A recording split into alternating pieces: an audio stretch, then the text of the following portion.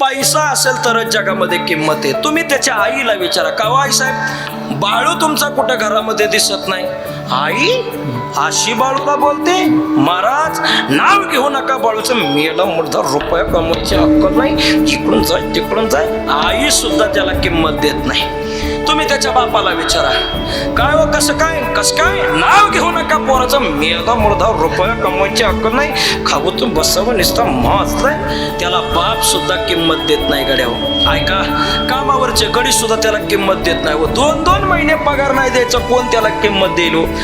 आवो त्याला मित्र परिवार सुद्धा गणेश महाराज फोन करत नाही हो.